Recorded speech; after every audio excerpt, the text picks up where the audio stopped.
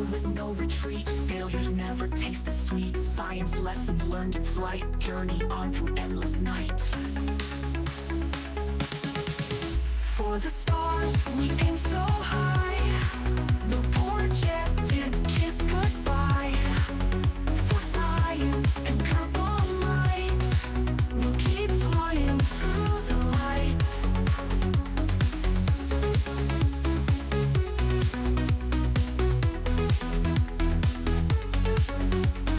Rocket launch with hope so grand. EJ's got the master plan. Thrusters burn to reach the moon. In his eye you see the tune. Orbit dreams won't be delayed. Lessons learned from missions made. Kerbal Time will forge a path to the stars beyond this path. For the stars, we aim so high. The poor jet did kiss goodbye. For science and purple light, we'll keep flying through the light.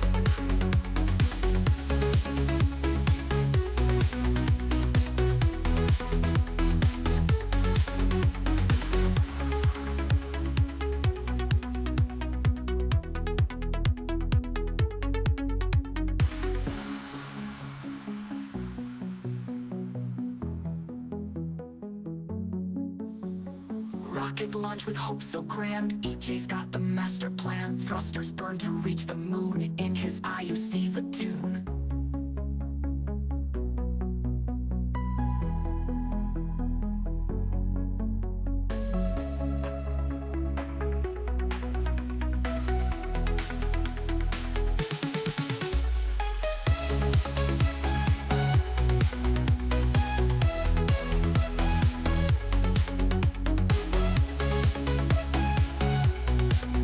Keep flying through the light.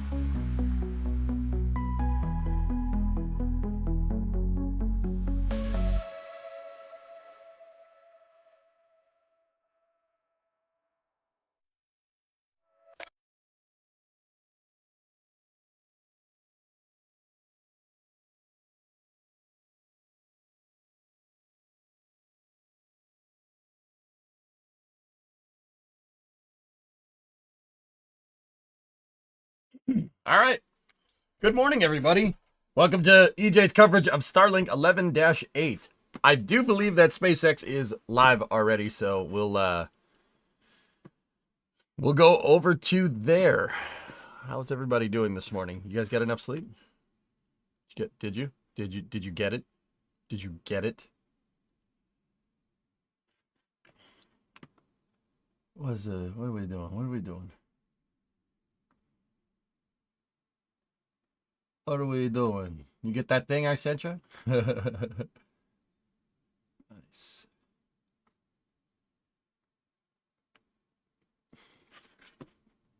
Okay, what is sleep? I don't know, man.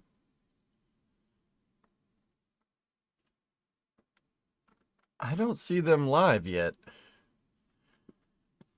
Is Jared Isaacman administrator yet? Or he has to be confirmed by the Senate, Hugo. I don't know if that's happened yet. I don't think so. Dude, you could spend like an hour away from the news from like X or something, and something ridiculous happens with space nowadays. Like, I don't know if that's a good thing or a bad thing. It's good. It's good for me. It's really bad for my sanity. Man.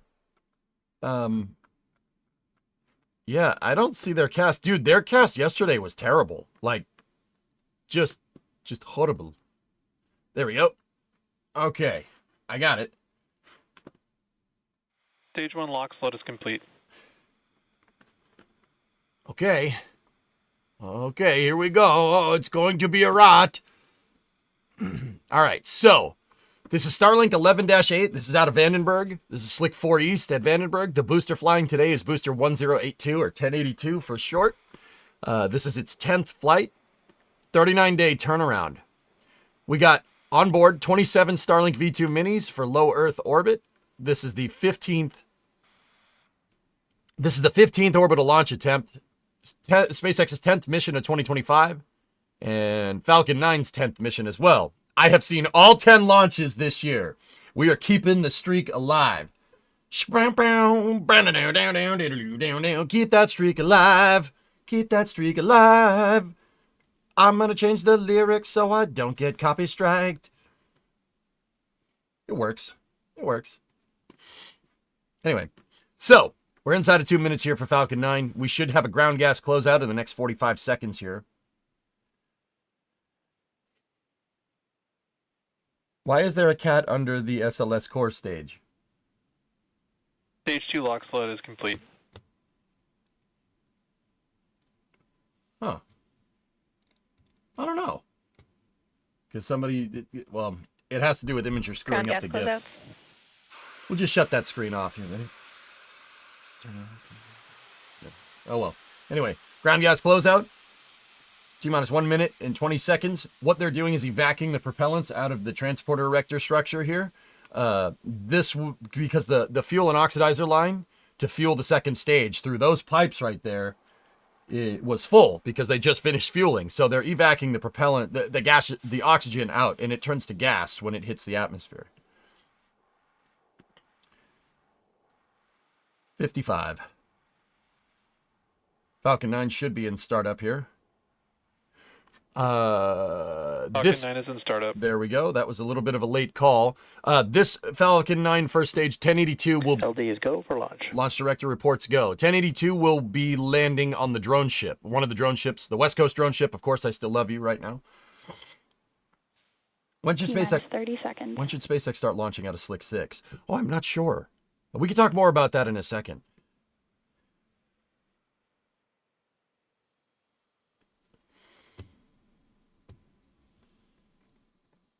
T-minus 15 seconds. I'd like to remind everybody that this is a stream for covering spaceflight and space technology 10, and 9, not anything else. 8, Okay? 7, 6, Sound suppressor 5, should be turning on. There we 4, go. Sound suppressor is 3, primed. 2, Engine ignition. 1. Ignition. Liftoff of the Falcon 9. Go All SpaceX, right. go Starlink. Okay, we got a liftoff. Starlink Group 11-8. Taken to the early morning skies of Vandenberg Vehicle Space Force is pitching Base. downrange. Fairing vents have popped out. Stage 1 propulsion is nominal. Vehicles doing the pitch over and roll.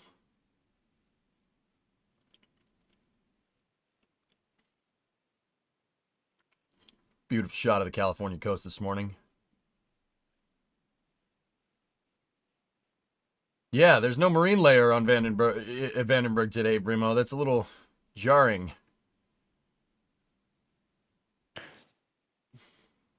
Should get a call for power and telemetry here. Power and telemetry nominal. Told you. Falcon 9 is supersonic. Don't say it so nonchalantly, geez. Super, yeah, whatever, just supersonics. All right. Maximum dynamic pressure should be the next call here. Max Q. That's peak aerodynamic compression load induced on the vehicle during ascent.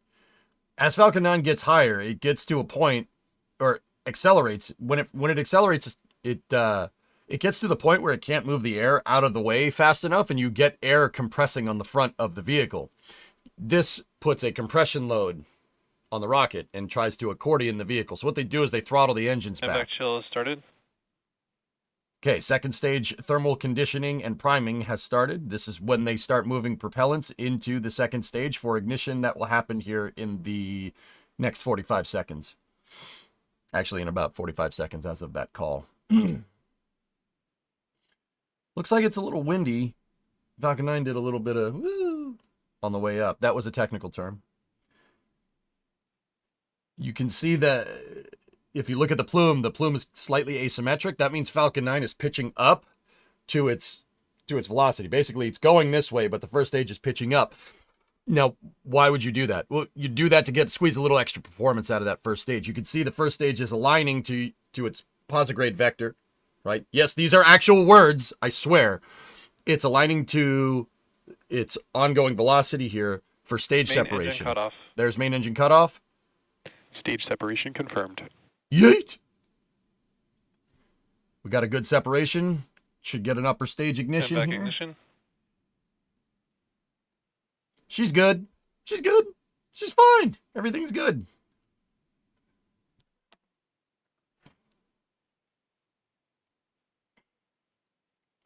Perfect separation.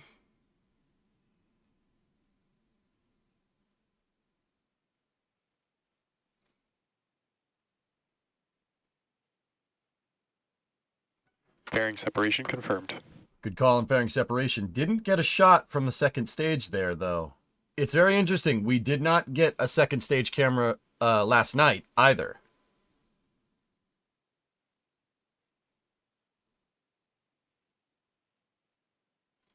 Okay.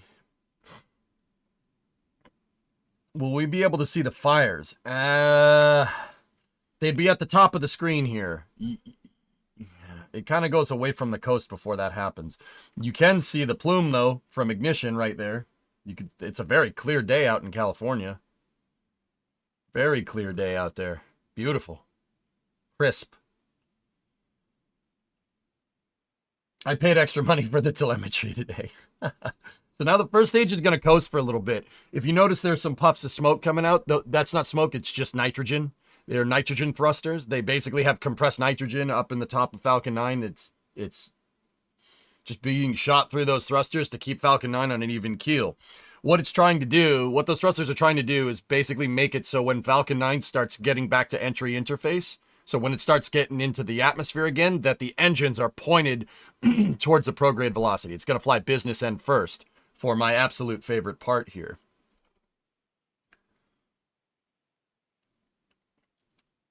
Meanwhile, second stage doing its thing. 4 minute 35 seconds. Second stage traveling at 10,000 kilometers an hour, 142 kilometers in altitude. First stage is starting to accelerate, indicating it's gone past its apogee, or highest point in its orbit, the highest point in its arc here. If you notice, the speed is 7,000 kilometers and increasing, and altitude is going down, meaning the Earth's pulling it back in.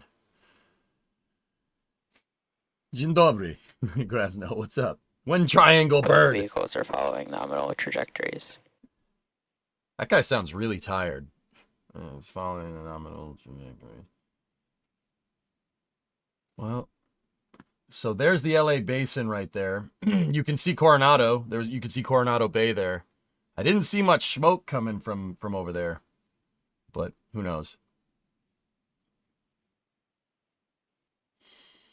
See, that's Coronado. So that's San Diego. That's Tijuana right there. This is Baja California. That's LA, the LA basin right there. It's hard to see much smoke coming from over there. There's the Channel Islands.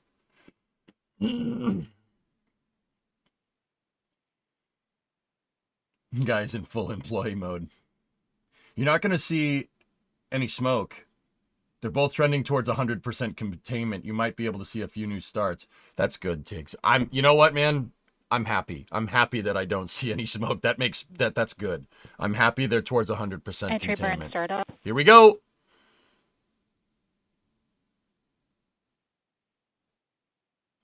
Okay, supersonic retro propulsion happening right there. Basically, what Falcon 9 is doing is firing its engines to push the plasma that is accumulated from aero compression, what's called compression heating. They fire the engines to push it away. That the engine exhaust actually pushes your reentry heating away.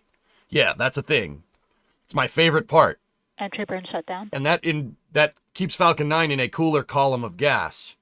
I know what everybody's going to ask. What do you mean cooler column of gas, EJ? Those engines are kind of hot. Yes, they are.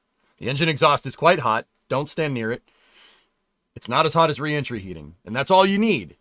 It's not about being super cold. FPS is saved. It's just about being good enough to be able to protect the stage. Discovery, go at throttle up. Stage 2 lighting is, yeah, some really golden hour stuff going on there. I need to poop. 55-month resub. I bet we just watched your favorite part. You bet right.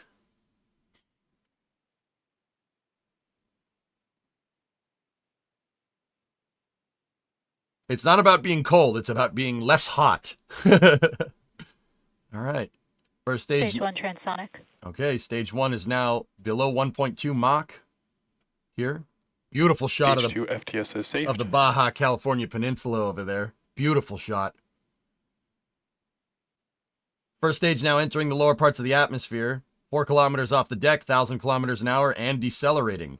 As Falcon 9 hits the lower parts of the atmospheric density goes up and more air gets in the way, basically creating drag, slowing it down. But it's not going to slow it down enough. Burn. You need to fire the engines. Discovery, go at throttle up. Here we go. Falcon 9 has initiated a landing burn to land on Of Course I Still Love You. Guidance. Stage 2 is in terminal guidance, basically closed loop. Gridfin's doing some work to steer that stage back to the drone ship. Landing leg deploy. We got a call on landing leg deploy. Gridfin's lock into place. Falcon 9's on thrust vector control and attitude control only. Hitting a perfect Stage 1 bullseye landing confirmed. on Of Course I Still Love You. Yeah, baby. Right in the center. Very nice. Very nice. Great way to start the day. Better than a cup of coffee. This is the Pacifica tenet. The Pacific Ocean. Pacifica is a car. It's launched out of Vandenberg. There we go. We have a positive perigee right there. Back shut down. Ooh, yep. Staging velocity is 27,325. A little bit higher than the East Coast launches there. 27,325 at 138. That's a little indicating a little bit of a park orbit insertion. Got a call for good parking orbit. That's a little bit higher. These polar satellites are in a little bit higher orbit. Pretty cool. You've earned yourself a coffee. Thank you. Do you think we'll see international star bases? For example, Australia could help launch numbers and also recovery. Yeah, I think that could happen in the future, Dons, for sure. I rolled out of bed and watched this before my coffee, and now I'm awake. Well, now you can be more awake. You can be more awake with your coffee. Why didn't you stream Starship Flight 7? I was covering it for NASA Spaceflight Phantom. If you looked at the Flight 7 coverage, I'm in it. I'm doing the commentary for NSF. I got roped into a week-long vacation down to South Texas, where it's just also as cold as it is here. It was great. No, it was a good time. If you watched Space News yesterday, there was some magic going on here. Let me show you. Do you want to see what my view was? I will show you real quick. Here, check this out. This was my view of Flight 7.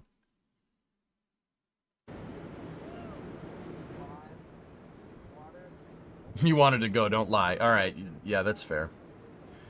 So, Phantom, I did cover it. I just did it for my buddies over at NASA Spaceflight. See?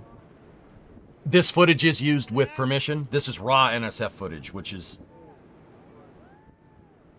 Oh, baby. So that was my view.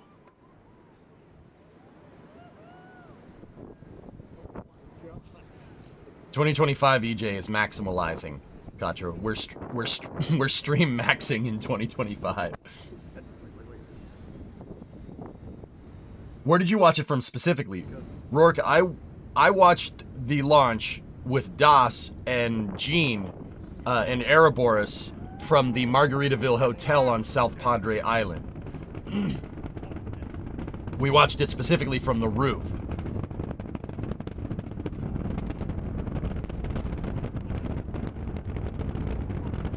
Is this the Vandy launch that scrubbed Sunday? I think so, Flavia, yeah. I love the title of the video. Click this now. I couldn't come up with a better name, dude, other than just click this. Dude, how about that, huh? Here. I'm gonna get you to the good parts. We'll get to the good part. Here, this is the good part. You ready for the fun part? Because here comes the fun part. Here, I'm gonna get over here. Dude, look at this. This part gets me so fired up, dude. Oh my god!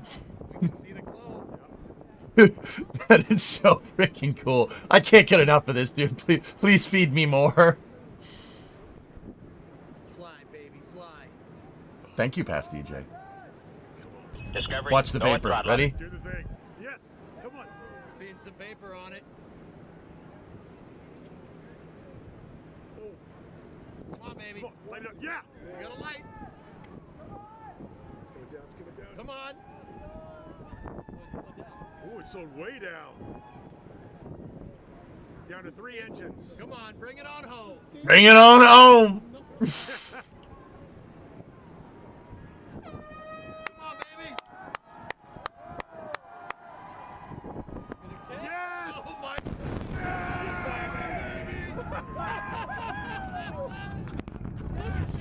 Oh my goodness! Yes! Dude! Yes! Is that crazy or what? So, Phantom, that's what I was up to. That's what I was up to. That was the educational experience. Dude, I could sit here and watch this on repeat for the next like 8 hours. It would never get old, man. Oh my goodness. Oh my goodness. It's so good, dude. So good. Oh, this is space. Blackness I'm in gives the space. stuff to Sasquatch. Thank you. Fractal had a tier 2 86-month resub in there. Thank you very much, man. Tell us how big it is in real life. The rocket, I mean. So, you suck. This is a 22-story building, and that's a 52-story building. So this is a skyscraper being caught by a bigger skyscraper. Time to wake up. I love refrigerators. What about free cheesecake sent to the room? Yeah. Dude, the deck of the OLM is 5 stories off the ground, dude. That is a small apartment building. That's a large apartment building, and that's a skyscraper. Have you recovered from all that? Team was very tired. Yeah, I'm all right. Did it feel like the booster was going to land on South Padre? For a second, Entropy, it looked like it was coming right at us. Yeah, but it turned. I mean, I tell you, that was really fun.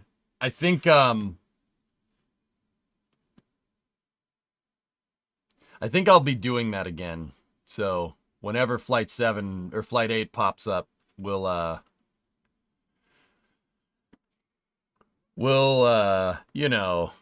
be making an appearance down there again. Is the reentry heating on the Starship booster much higher than with Falcon? Yeah, a little bit, John. Sure.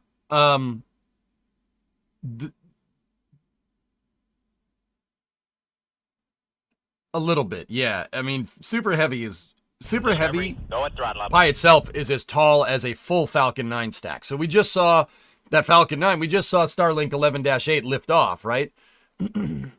Super heavy is as tall as the whole stack.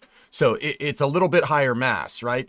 Now, terminal velocity, etc., you know, everything falls at under the same acceleration, but there's drag and all this other stuff.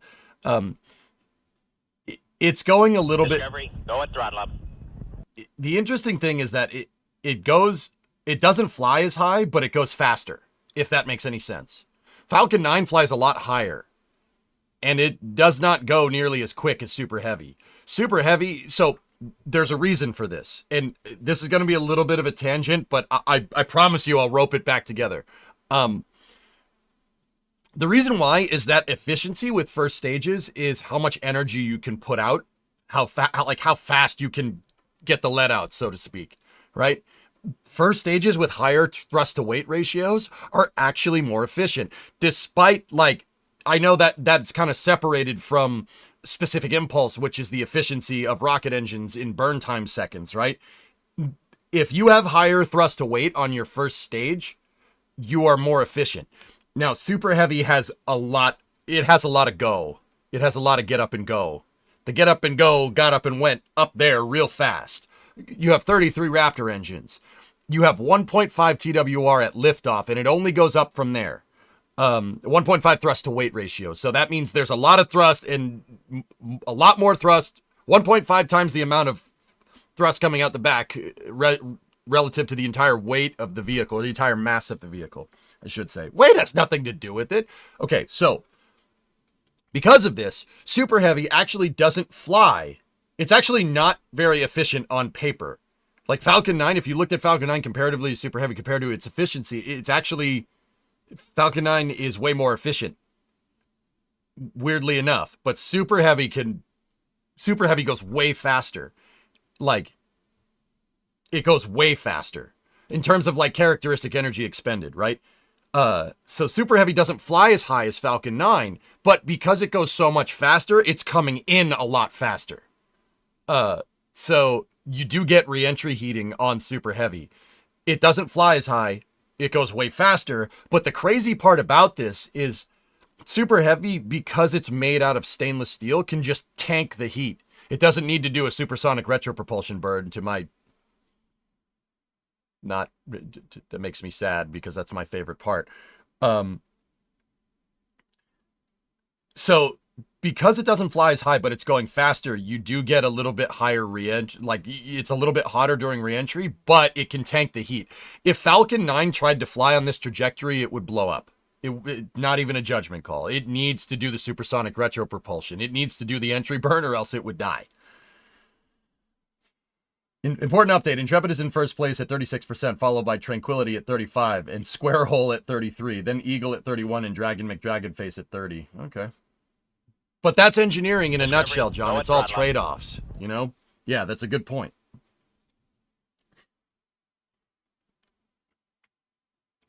Yeah, 1.5 TWR is nuts. That thing gets off the pad insanely quick. And it doesn't, like, we can go and look at that footage again, dudes, of liftoff. Because the vehicle is so freaking gigantic, it doesn't look like it's going that fast. Right, it doesn't look like she's booking at liftoff, but I'm telling you, this thing is getting off the pad extremely quick. Like, watch the nose of the Starship relative to the pad. That's fast, dude. It doesn't look like it, though, because this vehicle is 330 or 350 feet tall. It's a combined, it's a 35-story skyscraper. But it doesn't look like it's going very fast off the pad, but once again, just if you guys kind of just focus your eye right here on the gap between Starship and the tower, and you'll see that relative, it's moving very quickly. That's really fast for like I think it's 5,500 tons of propellant and vehicle. Like 11 million pounds of vehicle, if you want America units. Like, that's 11 million pounds of vehicle being shot up at a very high speed. And to think, Super Heavy flies like 6 times the speed of a rifle cartridge at different points. The thing is that it's not a bullet. It's a little bit bigger, so you can see it, and it doesn't look like it's going as fast. But this thing goes way faster than a rifle cartridge. Starship even faster. We're talking 6 or 7 times of like a speeding bullet. It's crazy, dude. Important question. Sweet Italian or mild? It's sweet. Sweet Hokey all day. I want to see Falcon Heavy Center Core do the same thing and survive. Not likely.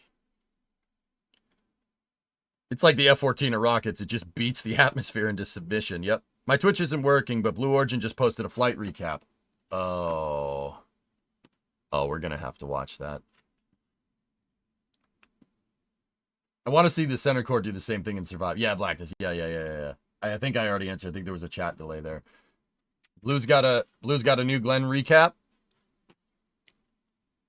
It's going to look really weird with the title of the stream being, you know, Starlink launch coverage, but showing a Blue Origin recap. You know what?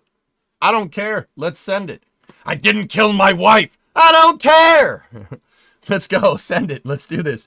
The stream is titled as a Starlink launch. Whatever. It's fine. New Glenn is ready for launch of Blue Ring Pathfinder. This is our first flight, and our key objective today is to reach orbit safely. My name's Jeff. GS1 at flight level. Big water start. 3 ignition, 2, 1. Yeet. Lift off. Oh, that's badass. That's so good, dude. Oh my goodness. Checking for pressures are good. Vehicle's cleared to Long tower. water, sir. Oh god. Passing 18 seconds into flight.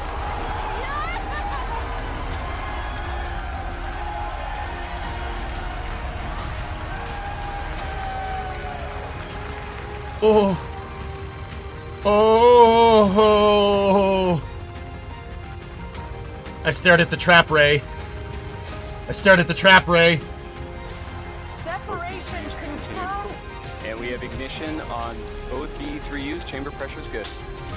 Yeah, GS2 baby. is now orbital.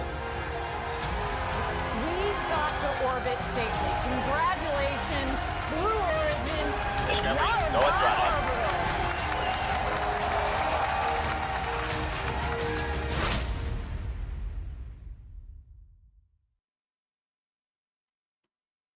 Very nice. So how much trust does New Glenn have compared to Saturn V?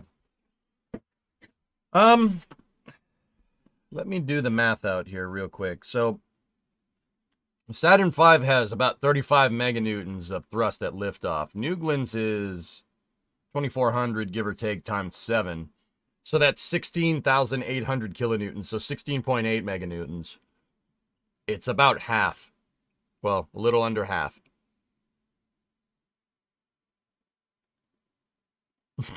Nice, Hokey. Yeah. It's no spring chicken, man. Let me put it that way. I actually believe Saturn V is 34. We have 6,700 times 5. 34,800, I think. I'd have to go look.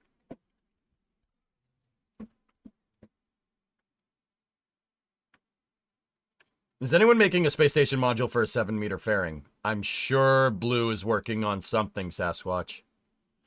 Dude, okay. I think we can say this now, and I think it's important to say it. Blue is not just working on New Glenn. Blue has its fingers in all types of pies here. They're working on lunar landers. They're working on space station modules. They're working on modular satellite buses. They're working on everything. It's supposed to be end to end with New Glenn.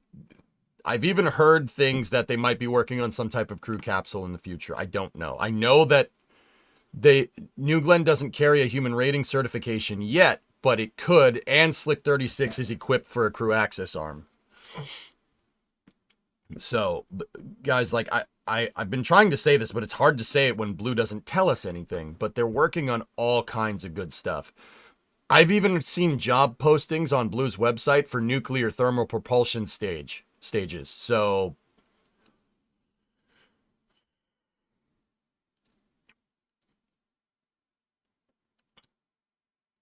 all that stuff might warrant a bigger rocket, don't you think? Just saying.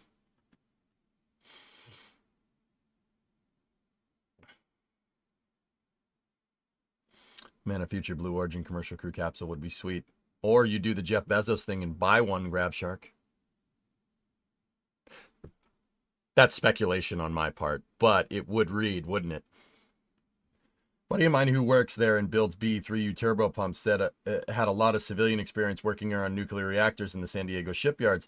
I gotta think they fisted him for future NTR type projects.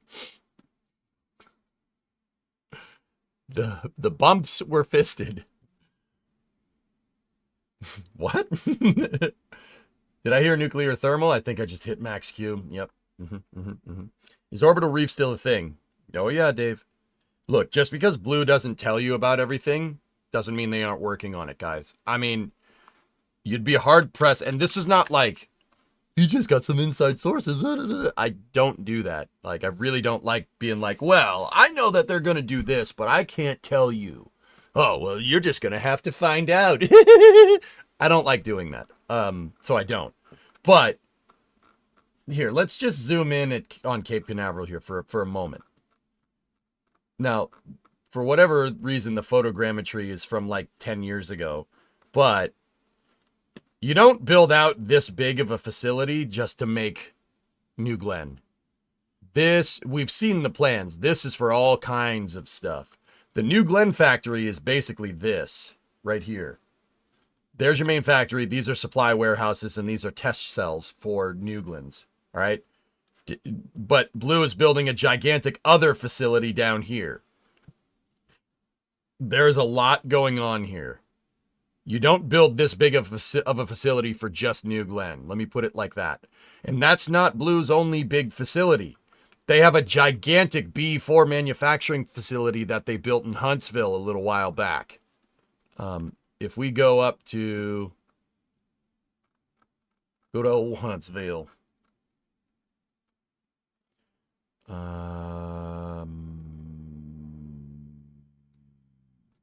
Please hold. It's over here. There it is. Yeah, see? It's a nice field.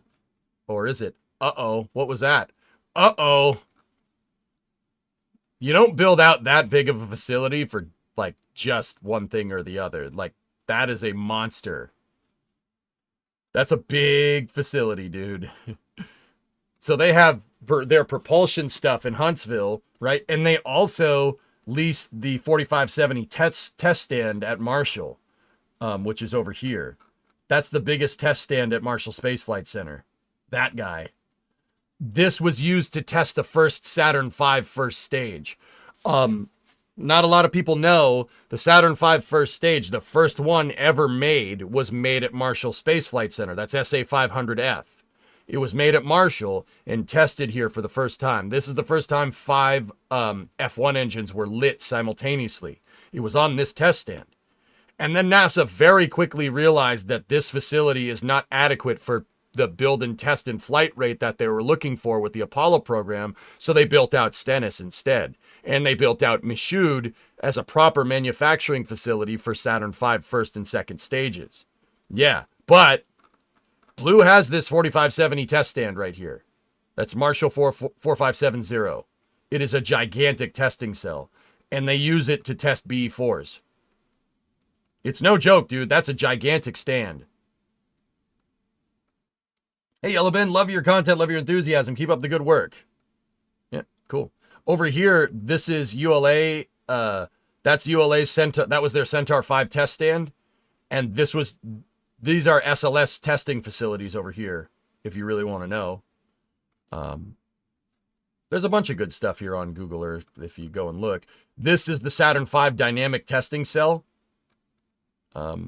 They stacked an entire Saturn V in here, but the launch mount is a gigantic paint shaker. Yeah, they used it for vibration testing.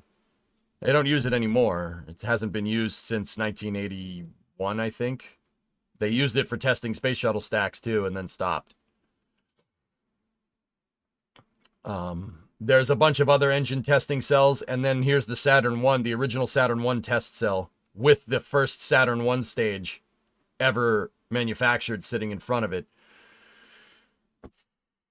They're going to scrap this, which is just a shame. They're going to scrap that test stand. They've already scrapped that thing. They just let it sit outside for too long, which sucks.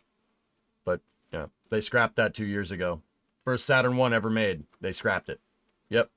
And they're going to dump the test stand because no one uses it. Which sucks, but hey, it is what it is. Onward and upwards. Let's go. Someone's using the test stands, so that's good. And then over here, it's under construction. This is the SLS tank dynamic test stand. That thing right there is basically a gigantic hydraulic press that they use to do dynamic load testing on SLS tanks. They put SLS's hydrogen tank in this thing and crushed it. Yeah, and then it blew up. It was really cool. They did that back in 2019. I'm not sure what that stand is being used for now. Probably EUS testing if I had to guess. But yeah, That's a little tour around Huntsville. It's pretty cool, man. But Blue has a lot of facilities here, dude. They have a lot of facilities. You don't, the gist of what I'm trying to say is that you don't build all this stuff and just worry about like rockets and Blue Ring. They are absolutely working on space station modules. They are absolutely working on lunar landers. They are absolutely working on Blue Ring, Blue Reef. They're definitely working on nuclear thermal propulsion systems. Like, I could say that with pretty reasonable conviction. You don't build out all these facilities just to not do that, you know? Oh, that was a replay of the Starlink cast because X decides that it wants to embed this. Okay. Blue Glen. Can we get a tour of Michoud?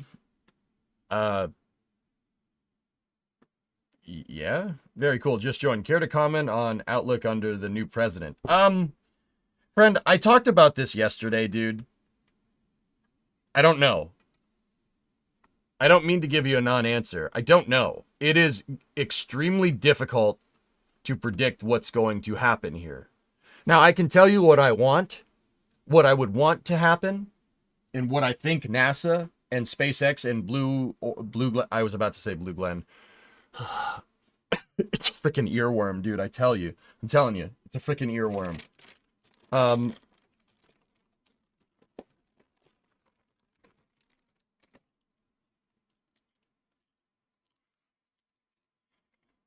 John, why would you think I would want to talk about that here is my question. You know me. You've known me for over a decade. Why would I want to talk about that here? Honest question. What makes you think I want to talk about that? Why would you ask that? Anyway, moving on. It's hard to say, friend. It's hard to say. There's what I want and what NASA really needs, and this is honestly going to sound ridiculous. NASA, it isn't anything that I haven't said over the past 10 years. NASA needs an increase in budget, but it's not just more money. It's not just more money. NASA has plenty of money. They don't spend it very well. Their capital allocation is garbage. And that stems from really just not having a really good plan as to carry out what they're trying to do. I'm hoping that if Jared Isaacman gets nominated as NASA administrator, he has to go through a Senate confirmation. No word on when that's happening. I am hoping that when he goes in there, he really basically re-baselines the entire contracting structure for the Artemis program. Because the way these contracts are set up, the bottom line is the way the Artemis program is set up is not what's called in spaceflight or just any type of like industry. It's not hardware rich.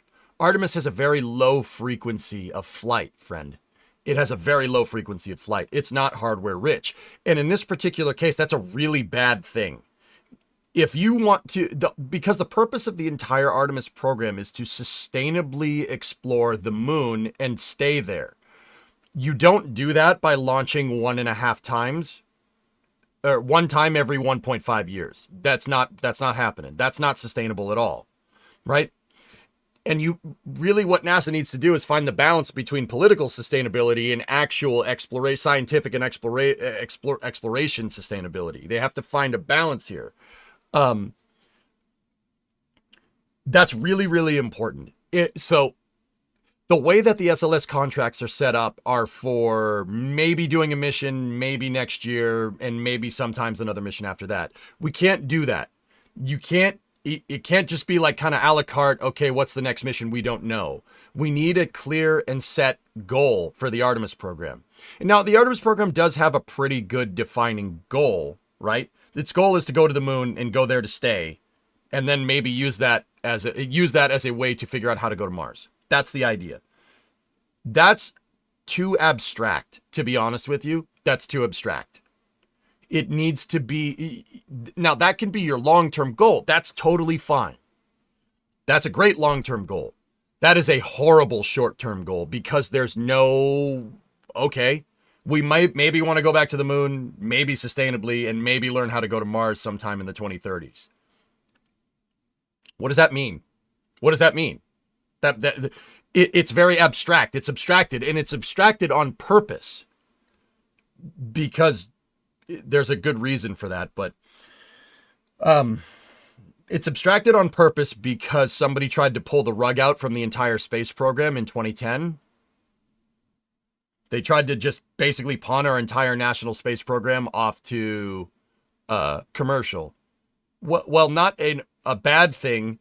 The whole thing that made commercial successful is that it had a NASA facility to scale to. Commercial crew would be useless if the ISS wasn't there and the space shuttle didn't build the ISS. You have to have an anchor point in space. If you don't, you're scattering the commercial market to the whim. And with the commercial markets with spaceflight, there's not a high demand for launching from a commercial standpoint. Now, SpaceX is an anomaly in this regard because Elon is hell-bent on going to Mars. And that's what they're really trying to do. And he's using Starlink as a viable funding avenue for funding this goal, right?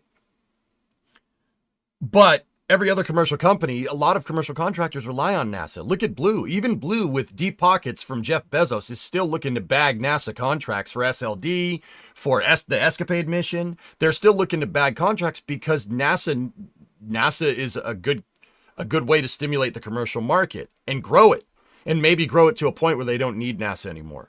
I mean, I really don't want that to happen. But okay, I'm getting a little off track here. The idea is that NASA flying 1.5 times a year because their contract structure is awful and their short-term goals are even more awful is basically going to, it could potentially stagnate the entire exploration market, with the exception of like SpaceX, right? And even then, SpaceX, hell-bent on going to Mars, still wanted to bag a lunar lander contract, and they did in 2020, right? They, Starship HLS, which is great. That's fine. That's all fine and dandy. But once again, without the Artemis program for these commercial contractors to kind of scale to, you got nothing. So what I'm really hoping is, and friend, I know this is a super long response. I'm sorry. I'm trying not to waste your time. What I'm really hoping is that when they go in there, they understand this. You need a national space program to scale your supplemental commercial missions to. Without that, that's the only business model that has worked Discovery, with commercial in the past. The commercial crew program, commercial orbital transport services. If you don't have something to scale to, there's nothing for the commercial market to scale to. And then you're kind of scattering your entire program to the wind. What they need to do is revamp the entire contract structure for Artemis. Come up with a short-term goal. I'm thinking moon in 2026 or 2027 or even 2028. That's fine. It might take a second to restructure all the contracts, but the procurement mechanism for SLS is giving you basically a very hardware lean program. And that's not what we need if we're going to sustainably go to the moon. That's not what we need. That's bad. That is awful. NASA's architecture is so hardware lean that NASA is delaying Artemis 2 because they're not sure if Orion's heat shield is going to work correctly because, frankly, they've only tested it once on Artemis 1. NASA said they are doing this under the guise of safety. We'll launch when we're ready. We'll launch when we're ready. Well, the reality of the situation is that you do not have a choice, because Orion doesn't launch on anything but SLS. And because there's not a lot of SLSs, you really you can't test that heat shield again. And the next flight's going to have people on it. See what I mean about a hardware lean program? That is dangerous. It's very dangerous. Because you're throwing a lot of stuff up in the air because you don't have a choice. You have to put that capsule on SLS to fly. And because SLS is only made like once a year, right? You don't have a choice. You want to get people to the moon next year or this year or whenever, right? You have to put them on that Orion, and you're not entirely sure if that heat shield is going to work. Now, what NASA's going to do is change the reentry trajectory a little bit so the heat shield doesn't break with people on board. We've seen the fruits of that labor in the past. Don't want that, right? But this forced them to basically redesign Orion's heat shield for Artemis 3. This is what I mean. You're not this hardware lean program is screwing us right now. NASA needs to restructure everything and move to procurement of launch vehicles instead of development of launch vehicles. Now, what do I mean by that? The SLS core stage, RS-25E, the 4 RS-25E, the screen is off right now. The 4 RS-25Es, the 5-segment solid rocket boosters, that stuff's all good to go. You need to switch that from development contracts to procurement, i.e. buy in bulk. Now, SLS does need a better upper stage. It's upper stage right now, the ICPS. First of all, the assembly line for those things is get up and go, got up and went a long time ago. ULA doesn't make that thing anymore. They only have 2 ICPSs left. One of them needs to be used to rendezvous with Starship to get down to the moon. The other one needs to be used to test. Once again, hardware lean is screwing you. That's what's delaying us right now. You can't test it. Right? Not good. You need to drastically increase the amount of Orions we have, the amount of SLSs we have, and potentially even look at something to test Orion in low Earth orbit to get that heat shield dialed in before you put people on this thing. Dude, the Artemis 1 heat shield lost a chunk of heat shield about this big because of permeation of the heat shield. Basically, heat got behind the heat shield. It permeated through cracks in the heat shield, and the plasma came in and basically ablated the heat shield from the back, that's a big no-no. That's death if you don't know what you're doing. That's really bad. So, like I said, friend, this is a little bit of a long response, and I apologize for it being so long. That's the only way to really explain this. That's what I want, and that's what I hope they do. But at the end of the day, I can't really say what they're going to do. I have no idea. We are looking here at potentially the biggest wild card for space flight I've ever seen. In all of my years covering this stuff, I have no idea what's going to happen. When Jim Bridenstine got in, it was fairly predictable for what needed to be done with the Artemis program. Right? It was fairly predictable. But I don't, dude, I have no idea. We are in uncharted territory, dude. Yeah, Tessa, you need, Artemis's long-term goals are great. Their short-term goals are caca. And that's from the hardware lean program. There's not enough SLSs, there's not enough Orions, there's not enough ICPSs, there's not enough. It needs to be re-baselined, and you need a more comprehensive program to achieve what Artemis needs to do. If you don't do that, SLS is going to fall to the wayside because Starship will eventually eclipse it. And remember what I said about NASA needing to lead the way. If they don't lead the way, you're scattering your commercial market to the whim. And that's not a good idea. Even at this point in time, even if it seems like SpaceX cannot be stopped, I still don't want to do that. Do you know why? The commercial market is volatile. That's just how it works. It's volatile. Everybody said that America Online if you cast your mind back to 1997, AOL is the premier internet service provider. They ain't going anywhere. They had like 60 to 70% market share of all internet service providers in North America. And then 10 years later, they were gone completely. Don't screw around with this stuff. Our national space program is at stake. Yeah, Yahoo in the 2000s, Pete, another great example. Everybody, Yahoo is the search to go to. Yahoo's the search to go to. And then a little company named Google came along. Oops. Do you ever miss Steve Jurzik as NASA administrator? Sly. Respect to Steve. What happened to him is awful. My thoughts are with his family. Steve Jurzik was pretty good. He was only an interim, though.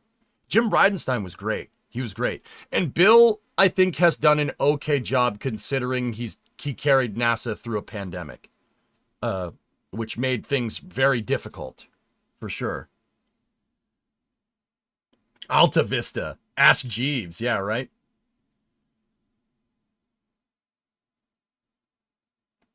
Don't apologize for the long responses. It's why we come here. All right. So, yeah, friend to all, that's the response. What do I think is going to happen? I have no idea. I'm hoping that what I said happens.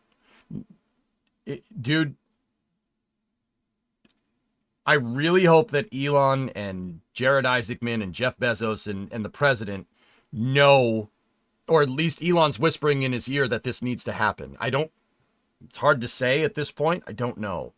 I know that Elon is pretty much all pro-commercial, and that's fine. I mean, he has some vested interest there, I would say.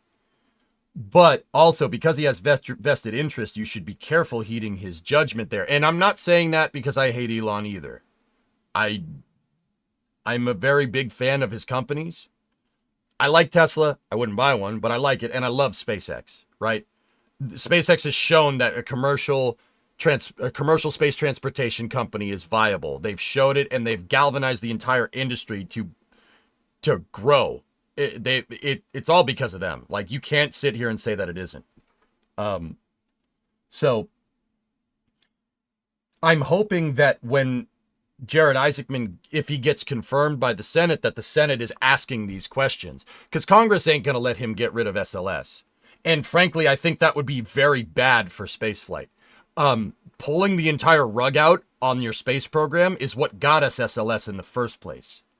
That would be a very big mistake. I would not do that. What I would do is champion that program and get it up to snuff so it achieves parity with SpaceX. That's a good idea. That's what you should do. That, unfortunately, is going to cost money, but once again, we're in a little bit of a wild card scenario, right? That might happen. That's possible. And that's what I would want. It's definitely possible.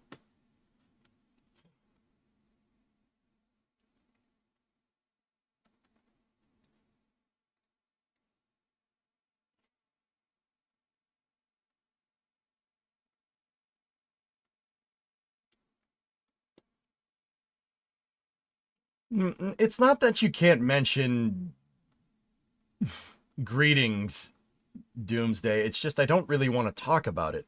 The second you go bringing up that conversation about what Elon did and what Elon didn't do, it derails the entire conversation into just a political rhetoric conversation. And that's not what I'm trying to do here.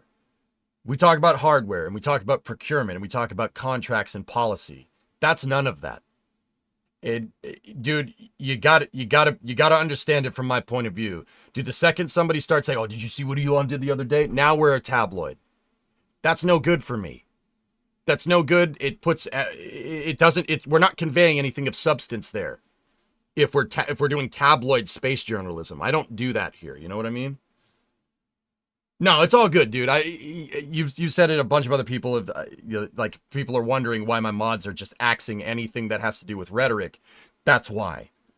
I want to stick to the policy and conversation and hardware. That's what we do here. This is a STEM stream.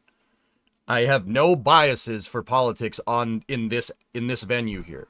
I will only say that I will always argue for more spaceflight policy because I love spaceflight. That's my only axe to grind here. You know what I'm saying? You know what I'm saying? You know what I'm saying? You know what I'm saying? You know what I'm saying? You know, like, that's what I do. Like, if you want to go discuss, like, what Elon did or didn't do in his greetings at a speech the other day, just go do that on X. That's where he himself would encourage that conversation. That's too many. You know what I'm saying? You know what I'm saying? You sure? Should I do another one?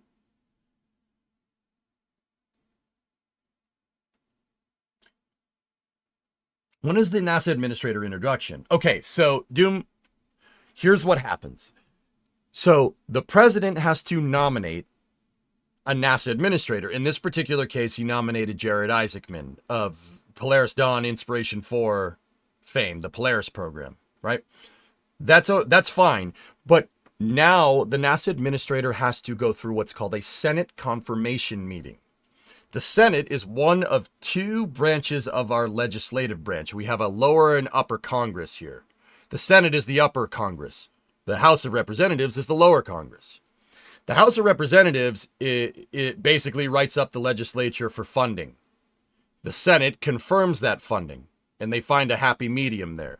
The Senate is used to basically make sure that Jared Isaacman has Congress, as a stakeholder for our national space program, makes sure he has their best interests at heart.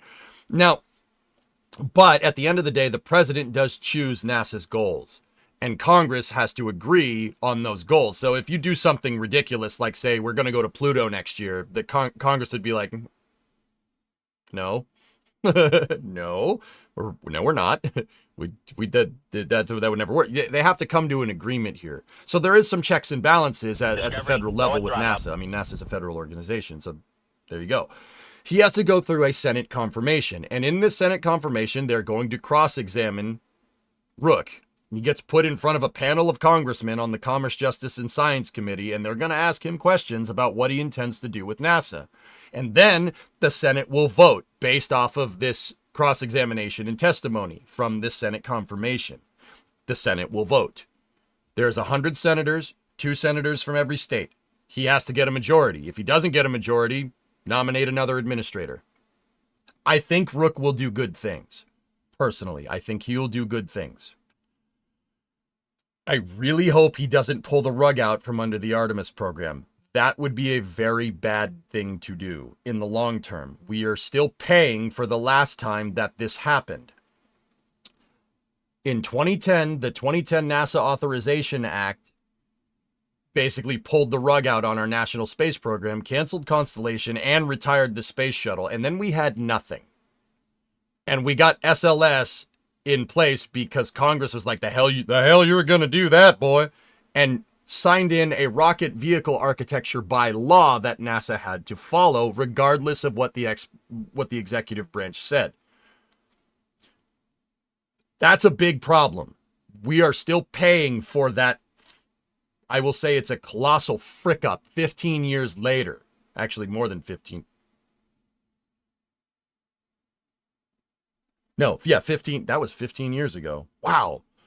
We're still paying for that. SLS in the hardware lean program I was talking about is the fruits of that labor. That was a colossal screw up when it happened, and I've been saying it's a colossal screw up ever since. That was Charlie Bolden, right? Well, yes and no. Has he given hints on how he leans with the Artemis program? The most criticism I can find for Jared Isaacman is basically what I've been saying, Sig. Rook has been critical in the past. He wrote a post on X in 2023 about how NASA is awful at capital allocation. And you know what? I agree with him. That's absolutely right. NASA is awful at spending money correctly. It wasn't always this way. NASA's awful at spending money because they don't really have a good short-term goal. You know? If you're going to sit here, like just a conditional hypothetical for you, if you will. If you're going to sit here and tell me, say you want to start an automotive company, right? And you want to mass produce tractors or something. You don't build a gigafactory first. If you tried to scale a startup to high-level mass production, you will fail. You will fail miserably. You don't go from step 1 to step 20. Okay?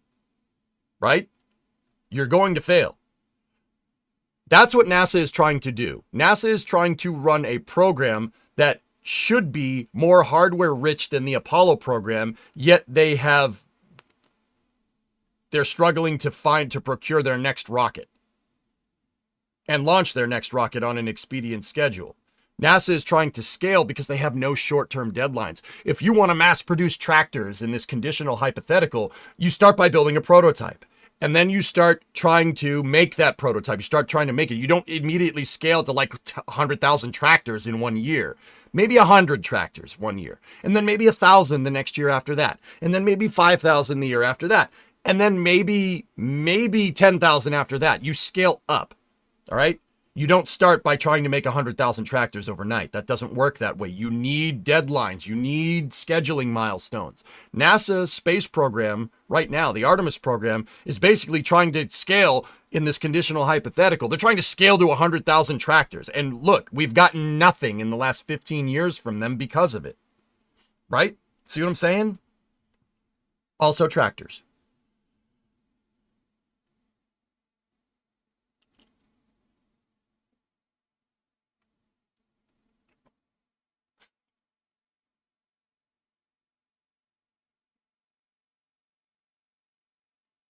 Also, make sure your tractor works completely before scaling. Yep. What milestones are you more likely to miss? Deadlines and it's streamlining the development.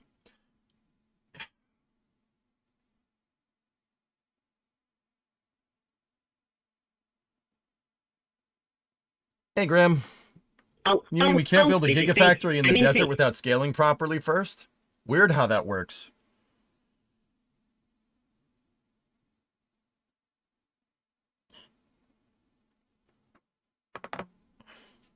You can't, and you definitely can't scale rockets like this, the way they're doing it. Yeah. We need to start. If it was me as NASA administrator and I got confirmed, I would be working to scale the SLS program to 2 launches a year over the next 2 years. So by 2026, 2 SLS are ready to go. By 2027, 3 SLS are ready to go. By 2028, 4 SLSs a year are ready to go. And then you leave it at that. 4 SLS launches a year is enough to sustainably and scientifically explore the moon. That's perfect. That's fine. You don't need to do any more. SLS doesn't need to launch every day like Starship. It's not built for that. It's not designed to do that on paper. It's a scientific exploration rocket. That's fine. 4 a year by 2028 is excellent. We need to be running like the Artemis 27 mission by the end of the 2030, or by the end of the 2020s. Are you worried about privatized science for ethical reasons? The public should know. Yes, Satanic, absolutely. I don't think I've often talked about an inflection point in the past. This inflection point is basically when Starship gets a human rating certification. And anybody that thinks that that's not going to happen in the next 5 years is crazy. Starship is, Flight 7 was a little bit of a setback, but Starship is making insane strides for that complex of a vehicle. It will get human rated eventually. My guess, if I had to put my money on it, would be 2028. If Starship gets a human rating certification, and SLS is still flying once a year, everyone will have a hard time justifying SLS existing, right? Because for some reason, we need to run NASA like a business. Everybody thinks we need to run NASA like a business. So if NASA's wasting money, it's the same argument as the post office. Everybody's like, oh, the post office operates at a loss. I'm like, yeah, the post office also provides civilizational groundwork that people just don't take into account. That's like saying a road is operating at a loss because you don't profit off of it because there's no toll booths. That's a really stupid argument. That's a really bad way to look at it. NASA needs to have parity with SpaceX. They need to. They have to. If they don't, we're looking at a potential catastrophic loss in funding for NASA. And that loss in funding will have ripple effects through the Science Mission Directorate inadvertently. Canceling SLS would be cutting NASA's budget in half, guys. That is an extraordinarily bad idea. And if anybody says, oh, just give the money to SpaceX, that's not how government capital allocation works. They don't work that way. It doesn't work like that. You have 6 inches of snow in Houston, Jojo? Oh my goodness. We're coming to an inflection point, dude. And that inflection point is when Starship gets its human rating certification. And it will. It absolutely will. You'd be off your gourd to think SpaceX wouldn't do it, isn't pushing for it, right? When people can go down to Boca Chica, get into Starship, fly on Starship, refuel it, get it out to the moon, and do whatever, there is a very hard time justifying SLS's existence. That's bad. SLS needs to cement its position as a scientific exploration rocket that's hardware rich 4 times a year by the time this happens. If you don't, Congress will be like, we could save money by flying on SpaceX, and they'll get rid of it. That's a bad idea because now your scientific exploration is totally 100% beholden to commercial entities. I don't want that. I love SpaceX. I don't want that. I don't think even people at SpaceX want that. That's an extraordinarily bad idea.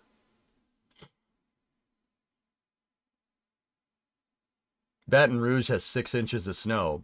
it's ridiculous when Texas and Louisiana have more snow than what I have in Massachusetts. But then again, I live close to the ocean, so we didn't get a lot of snow.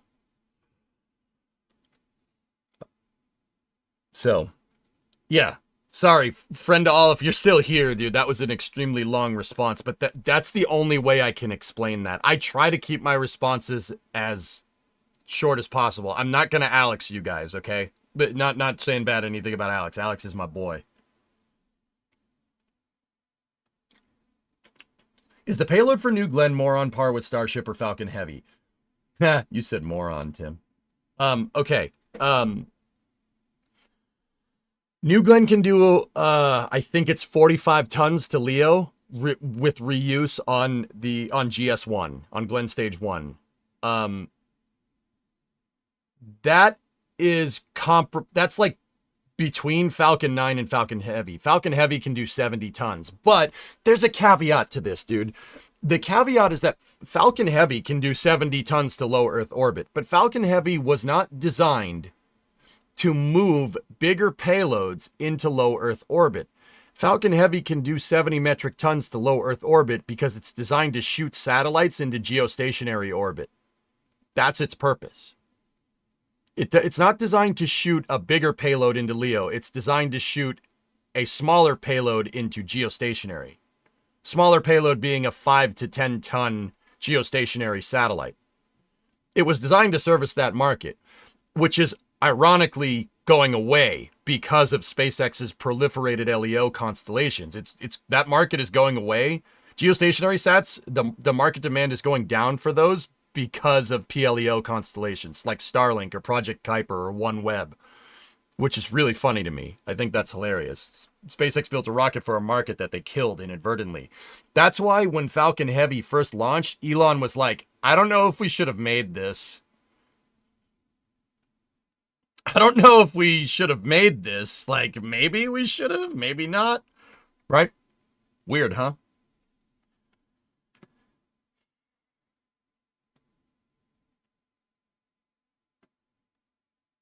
Oh yeah, Boom's updates are awesome, Bargon. We'll talk more about that during Space News. I want to show you guys how they jerry-rigged a Starlink into the cockpit of the XB-1, which is super cool.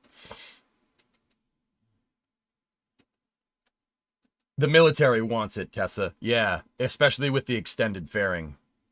Yeah.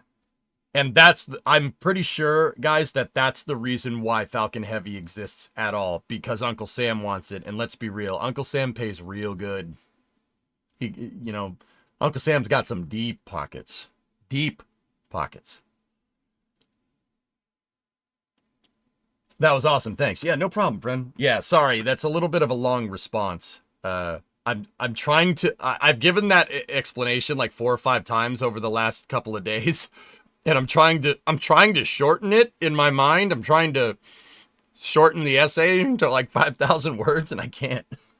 It's just a really complicated thing. The long story short is that we're in a wild card. I don't know what's going to happen. Discovery, go at throttle up. I don't know.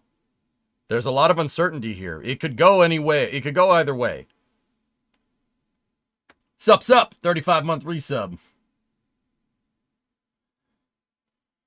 XB1 is about to break the sound barrier. Mach 0.95 on the last flight. Great. Military money is 50%, 100% of American money. You guys, the funny thing is that the military, if you look at Uncle Sam's expenditures, the military is a small percent of the budget, believe it or not.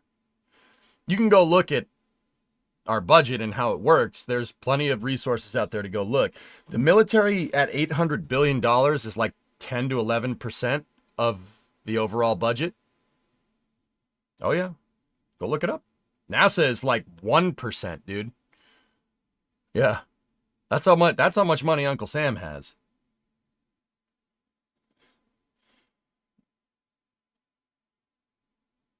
Falcon Heavy is getting Slick 6 because the DoD wants it as a great replacement to Delta 4. That's right, NG. Yep.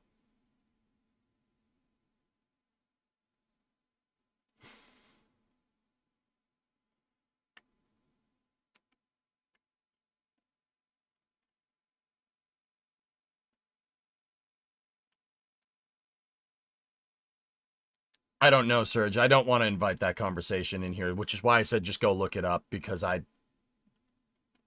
that's getting a little way away from space policy, dude. Slick 6 is for Falcon Heavy. Yep.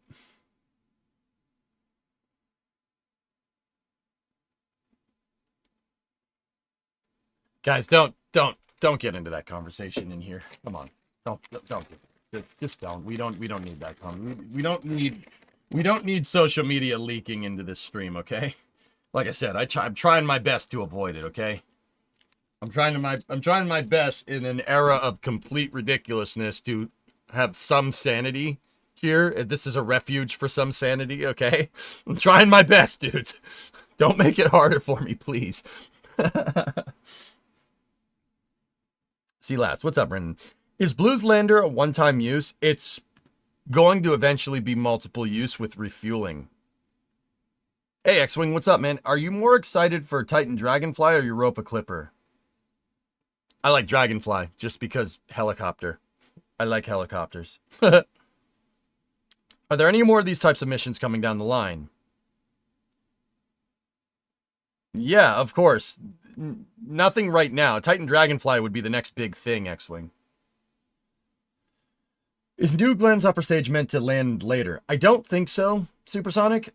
I think New Glen's second stage will eventually be designed to be refueled. It's designed for on-orbit refueling and a cislunar... Oop, I dropped my wedding ring. Put that back on there. It's designed to be refueled in a cislunar architecture.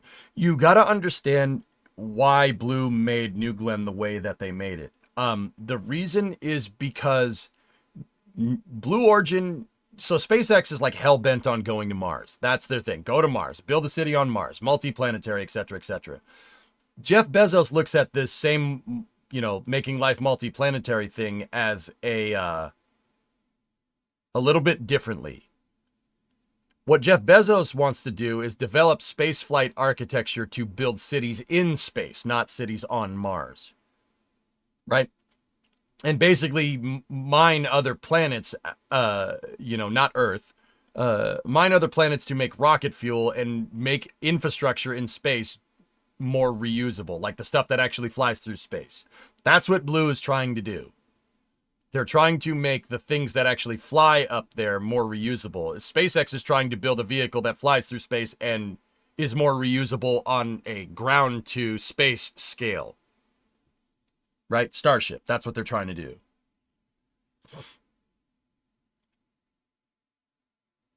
Damn, EJ was single for a second. That was your chance. Nope. Nope. You missed it. You missed your opportunity. I think between both of them, there's some pretty awesome stuff in store. Yeah.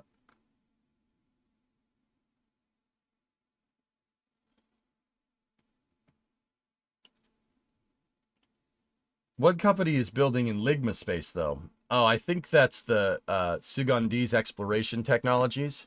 I think, yeah, it's called SugX. I think they're working on that.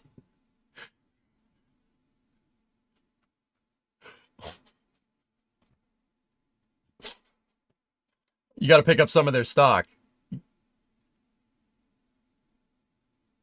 Buy low and sell high?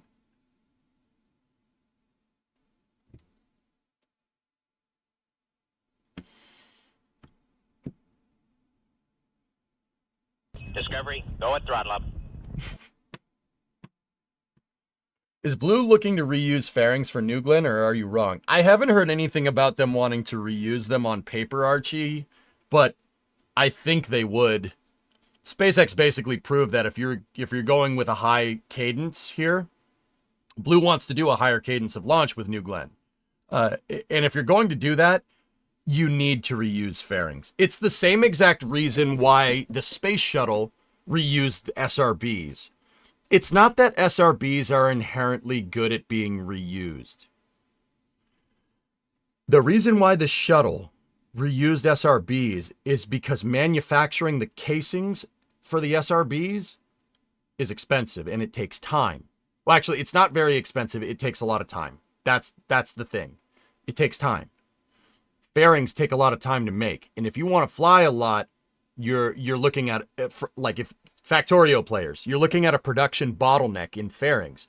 Just like the space shuttle looked at a production bottleneck with SRBs.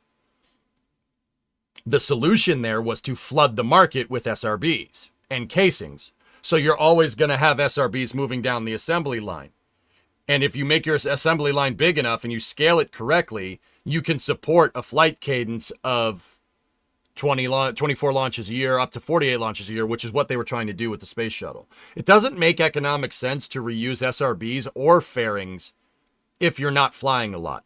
It does make sense if you are flying a lot.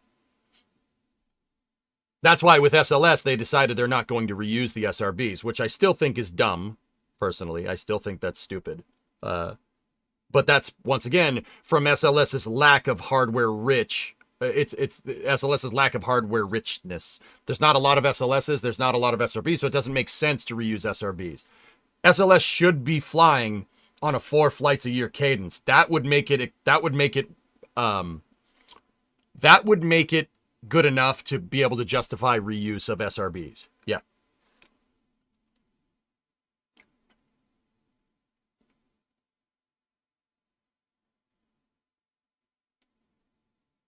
I'm tempted to make that a YouTube short. Oh, God. Cryptech, 63-month resub.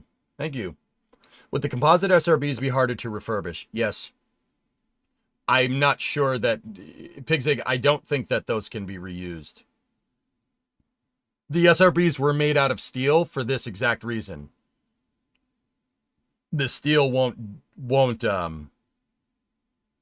the steel, I mean, who knows? Who knows what those composite SRBs do? I'm not 100% sure that anybody's even recovered a composite casing SRB to see how the inner liner worked and the strain on everything. I don't think that they even bothered, because they're not supposed to be reused. It's supposed to be good for one and then one and done. Morning, are you excited for Titan Dragonfly Europa Clipper? Yeah, sorry, X-Wing. I answered it, but it was a late response to when you posted it. I like Titan Dragonfly, dude. There will be more missions like this in the future, but yeah. NASA can only... The Science Mission Directorate isn't big enough to work on a bunch of things all at once. Like a bunch of, like premier missions all at once. I do like Europa Clipper, though, because it's already in space. That's pretty cool. But Titan Dragonfly is going to be insane. We should send like 4 of them, dude. Just honest opinion. Oh, nice, Drummer. The Blorgen New Glenn reaction video is dropped on YouTube. Thanks, Drum. Appreciate it, man. I think Europa is more likely to have signs of life. Yeah, but Dragonfly is a helicopter, and helicopters are really cool. Am I wrong? No, I'm not. Helicopters are cool.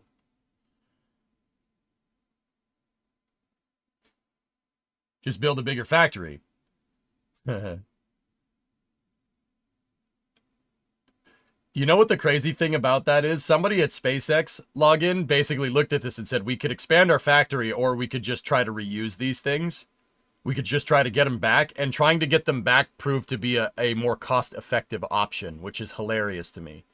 Because, like I said, the space shuttle came to the same conclusion with SRBs. Your bottleneck, your long lead items, you don't scale that, you try to reuse them. Yeah, space shuttle came to the same conclusion. Interestingly enough, with a different component, but yeah, same conclusion. That's why the Pepcon explosion happened, guys. Because they were scaling to be able to build, to have enough casings and solid propellant, enough ammonium perchlorate and hydroxyl terminated polybutadiene to basically support 48 space shuttle missions a year, right? The Pepcon explosion happened because when Challenger happened, they stopped the entire production chain. And they had 48 SR, well, actually, technically double that, right? Right? 96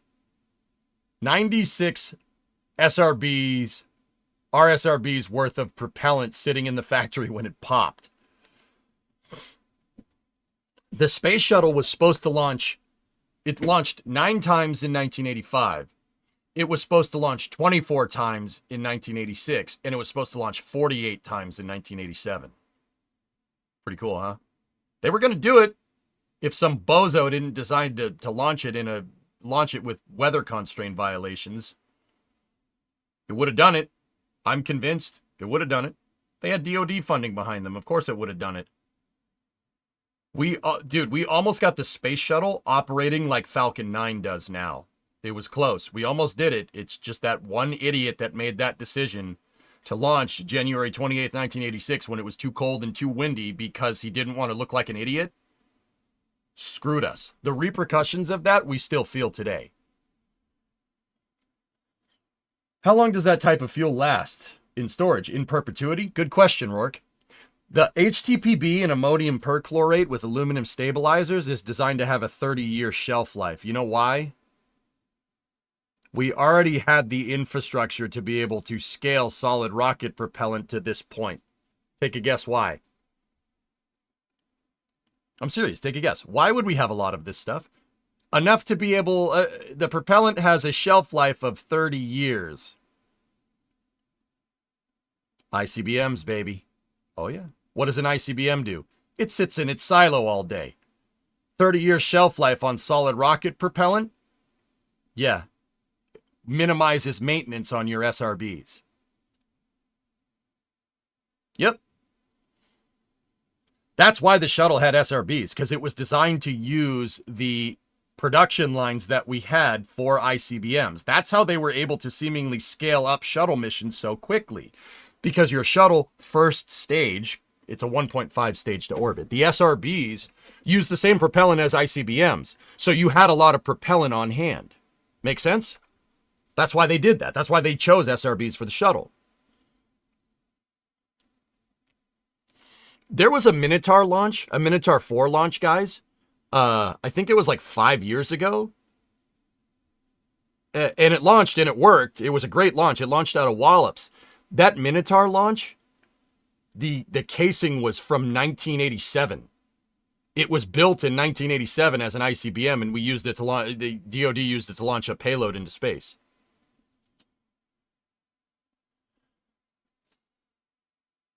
Is that nuts, dude? Yeah, it was like built in 87 or 88. It's built during the Cold War, and it launched like 5 years ago. Thanks for the information. Sorry about the trouble. Don't worry about it, Xavier. It's all good, man. Like I said, dude, I'll talk with you guys about what I think NASA's doing. I'll talk with you guys about spaceflight policy. I can't let the stream devolve into conversations about political rhetoric. I can't have that happen. If we want to stay factual and we want to be a beacon of sanity in this, quite frankly, insane political environment that's happened, basically over the last 5 to 10 years, I don't want none of that. We can't bring that here. We have to be a beacon of sanity. It is very important to me to stay factually correct. All right? Well, I don't want to devolve this stream into, oh my God, did you see what Elon said? I don't want that. I don't do that here. We don't do that. We talk about production and scaling and industry and spaceflight policy and technical specs. That's what we do here. With a little bit of brain rot sprinkled on top. Just a little bit. Just a little bit. Just enough to make it fun. Read previous. What's up, Trey? Why don't we see more SRB first stage rockets? Oh, this is space. I'm in space. It really depends on what you're trying to do. Hey, Pristine Pineapple. 5 subs. Thank you very much. There's a lot that has to do with it. SRBs have a lot of vibration. SRBs let out a lot of freedom very, very quickly. They're very good as a supplemental, attachable rocket motor. So, like, if you need to get a little more kick out of your first stage, you put a solid rocket motor on the side, like what ULA does. It's very good for that. But SRBs, because they let out a lot of freedom real fast, introduce a lot of vibration. They shake a lot. They rumble hard. Discovery, go at throttle up. Yeah, they introduce a ton of vibration, and that's bad for sensitive payloads on top. I mean, amongst other things.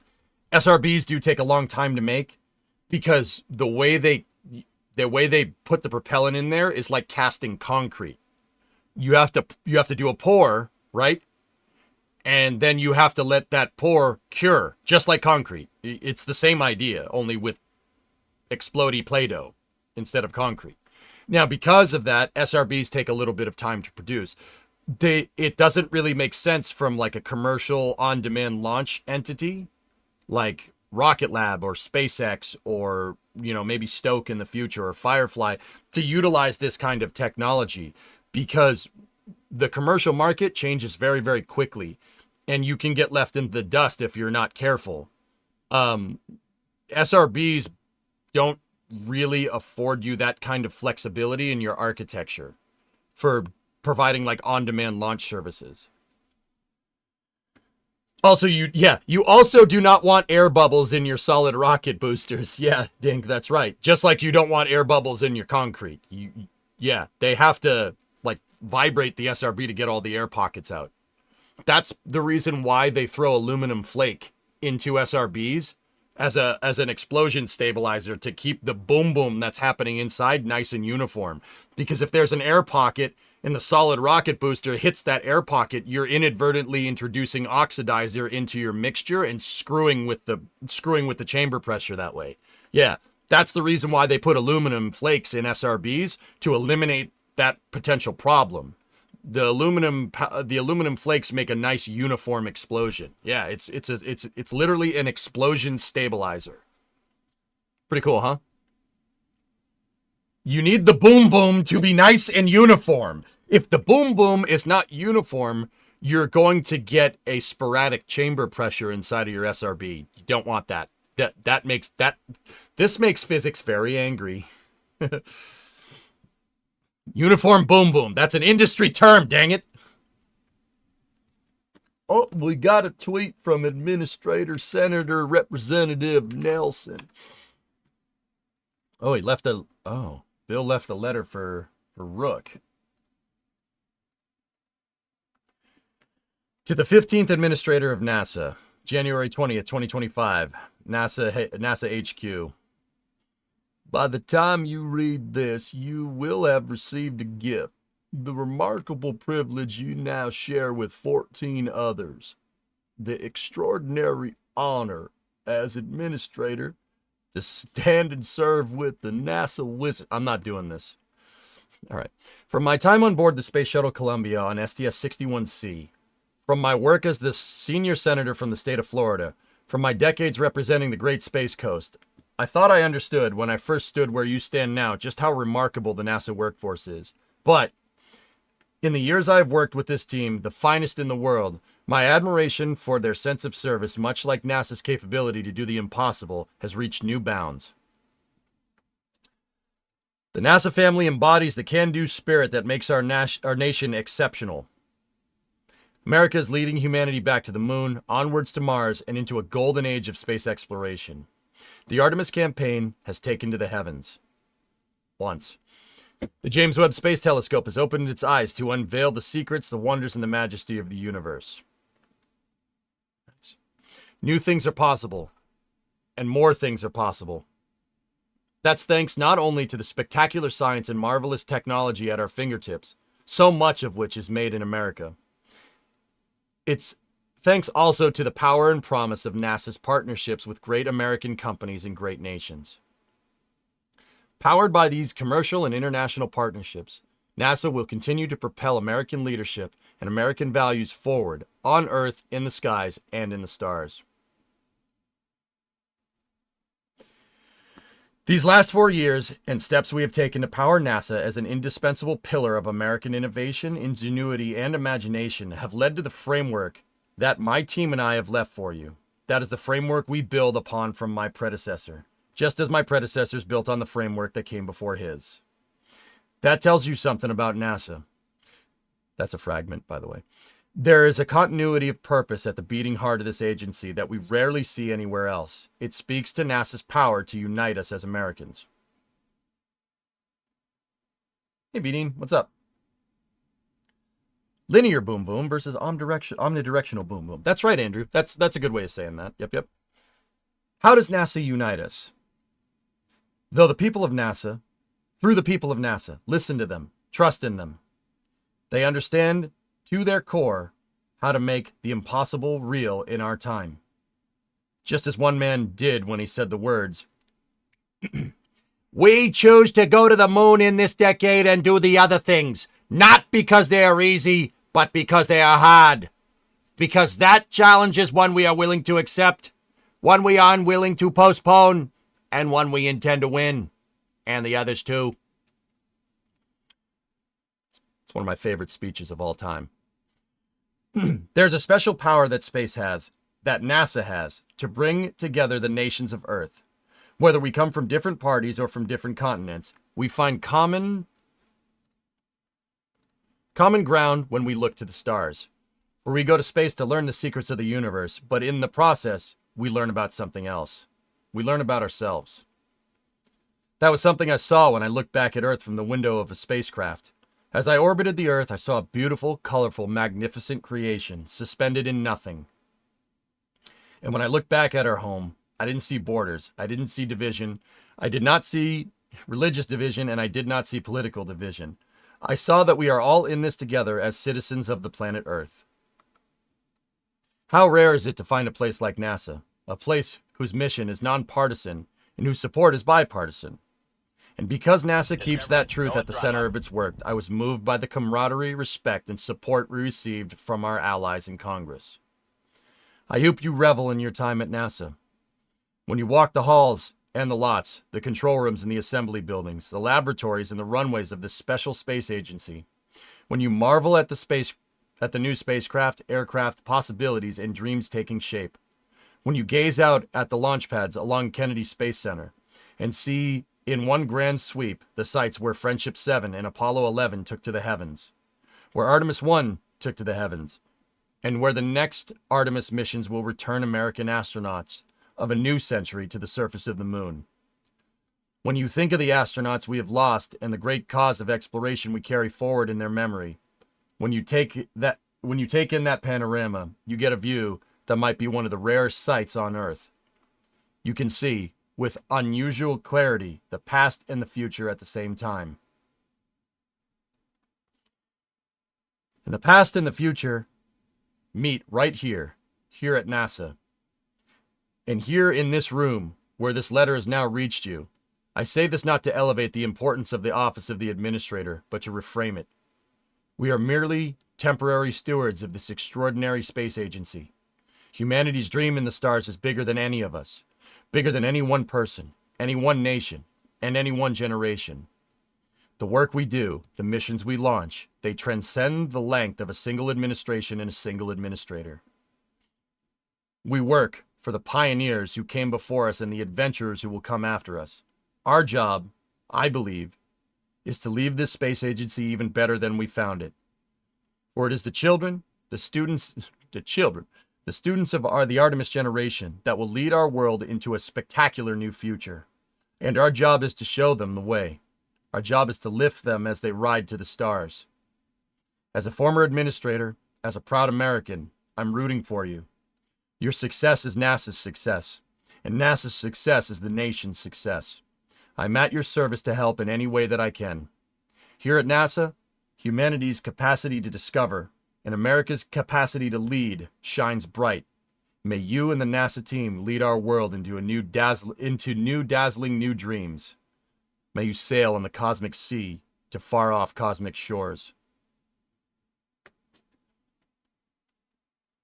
Onward and upward, Bill Nelson, 14th NASA Administrator. That was good, man. It was real good. That was beautiful. It's beautiful, man. Billy. It's good, man. It's a good speech.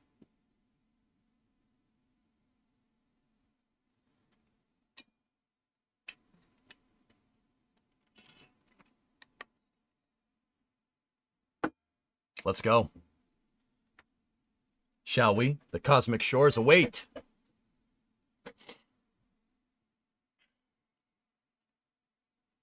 Let's roll.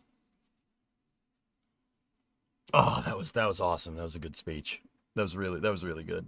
That was really good, man. that was really good. I like that. Onward and upward. It's good stuff, man. You know, Bill's administration, in retrospect, I had some criticism for, but I, on the whole, was cheering him on for the most part. There were some times where I didn't like what he really had to say, but I will say that, you know, in retrospect, he wasn't given a lot to work with. You know what I mean? He wasn't given a lot to work with, and I think he carried the torch of NASA with class. A lot of class, like given the circumstances, right? Carrying it through a pandemic and stuff is what I'm talking about. You really can't. It's hard to reach for the stars when a pandemic is dragging you down, you know? So I think given the circumstances, he did pretty dang well. You know? It's hard when you're put in between a rock and a hard place like this, you know?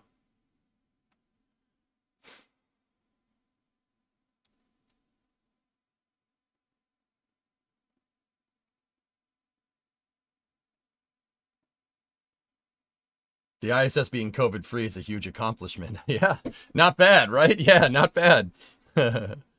I'll talk more about that speech during space news and stuff. It's pretty good. That's a pretty good speech. I liked it. And as always, President Kennedy gets referenced. And I'd just like to say once again, if you want to understand what NASA needs to do and where NASA needs to be, listen to President Kennedy's speech, his speech at Rice University. Why does Rice play Texas? We choose to go to the moon. That is what NASA needs to do. That's how NASA needs to be run. It is one of my, honestly, it's one of my all-time favorite speeches ever. That it perfectly encapsulates NASA and what they need to do.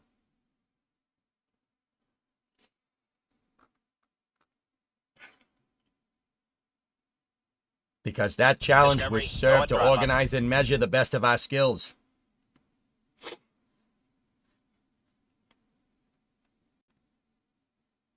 Yeah. I've seen that. Oh, there's the video for it. Thanks, Jim. It's such a good speech, Joe. Like, it's so dang good. You know, talking about the eyes of the world, which is a reference to Eisenhower. It's so good. He makes a reference to Eisenhower's speech about D-Day. The eyes of the world is upon you. You're about to embark on a great crusade, which that in itself is an amazing speech too. Eisenhower's speech to the troops right before D-Day. Yeah, the eyes of the world now looks to you to liberate Europe. Like, that's, he made a reference to Eisenhower in his speech. The eyes of the world now look into space, to the moon and the planets beyond. It's so good, man. It's so good, dude. Oh, I get emotional just thinking about it, dude. Man.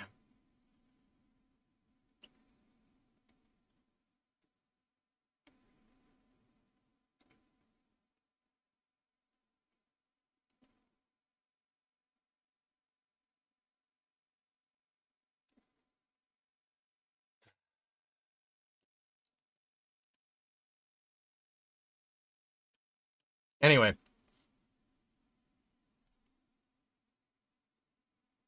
It's ironic that in private, JFK didn't care much about space, but he recognized that it was important. Yeah. I mean, space is always important, Psycho. The way it's always been this way. We gotta, if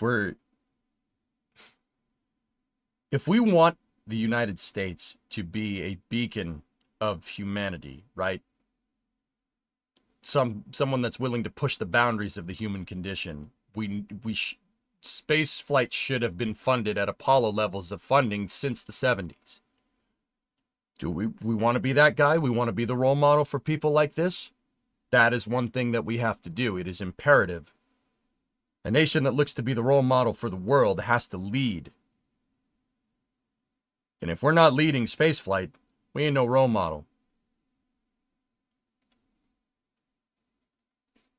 I don't mean to derail the stream, but time for Derail Valley? It's really funny how you seem to think that you get to choose what game I want to play today.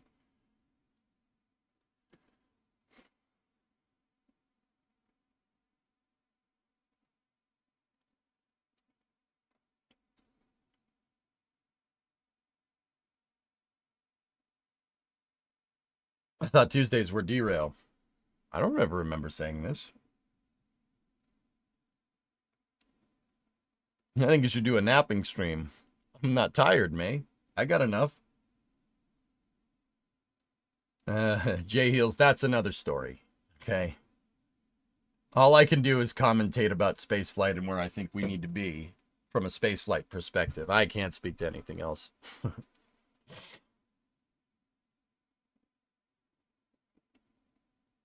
That's right, Lunprod, and that's what that speech is all about.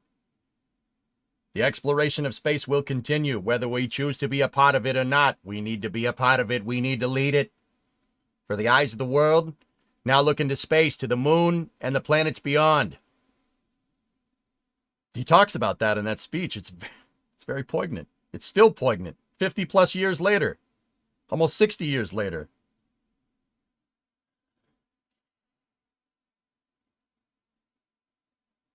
Should we just pour one out for the pillar of autumn? You gonna do me like that, Pete? You gonna do me like that? It's messed up, man.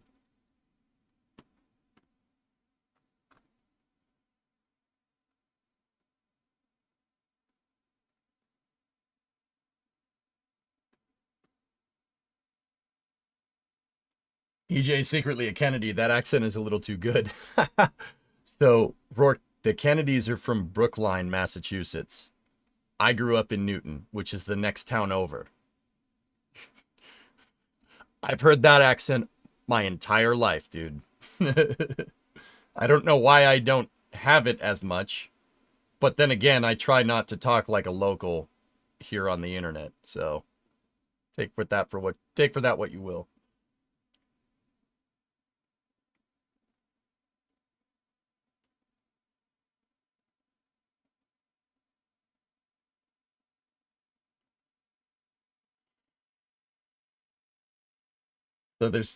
So you're saying there's a chance you're a long lost Kennedy. I am no, Badger. I'm no, negative, negative. No. Oh man, Elfish. I knew someone was gonna say that. You jackwagon.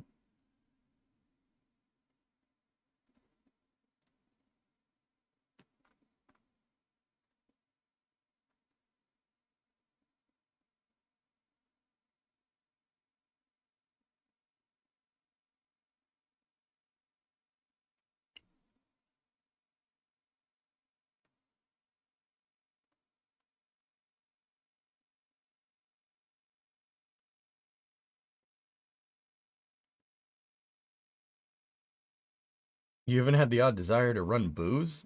No.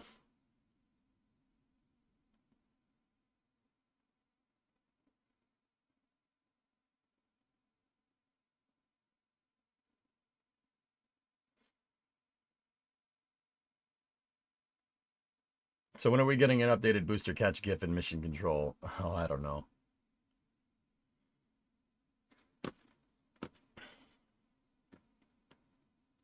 Hey, you Hellfish, you say nothing about that. That never happened. They were all on vacation. Okay?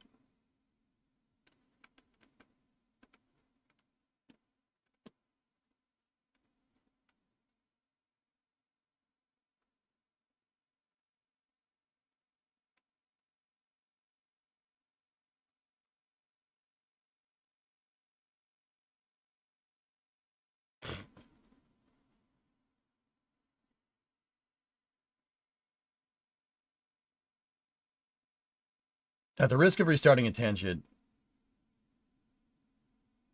that center video, dude. Remember, this was Starlink 11.8 launch coverage. Kind of turned into an inadvertent space and rocket review.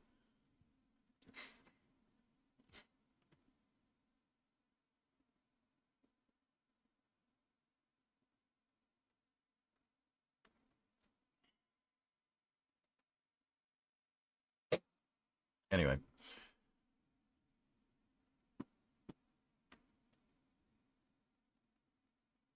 Within the Jared term, I want to see a human walking on the moon in your mission control. Not out of the realm of possibility, Trey.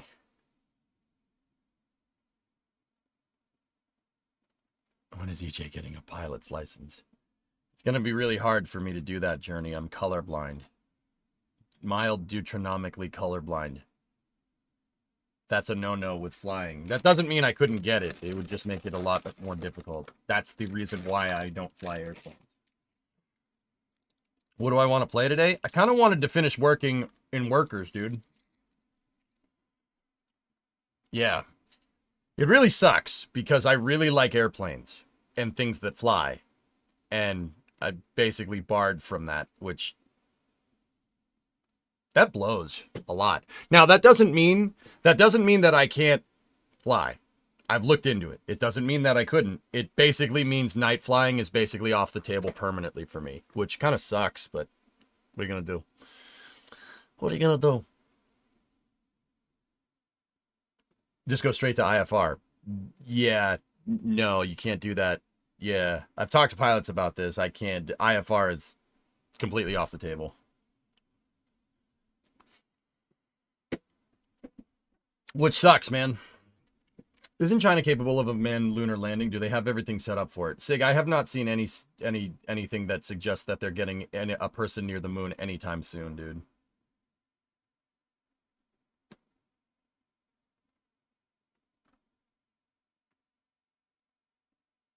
You can get a daytime PPL. Exactly, friend. I'm barred from a commercial license. I could never do it. Unless I could really prove that I know what I'm doing on the flight deck at night, IFR, unless I could really prove it. Like, prove that I know that the color that I'm seeing isn't the color that that my eyes are telling my brain. Which, I mean, I could figure it out. I'm sure I could. Yeah. It kind of sucks, dude. But once again, I don't think that would ever be off the table. I would love to fly. I love airplanes. Airplanes are the best, man. Anyway, I'm gonna jog the VOD over on the YouTube side of things. I don't want to switch to Workers. I want to see if we can get that car plan up and running. So why is color blindness prohibited for flying? Because planes use a lot of things that are colored in certain colors that you need to be able to see. And if you don't, it's easy to get confused.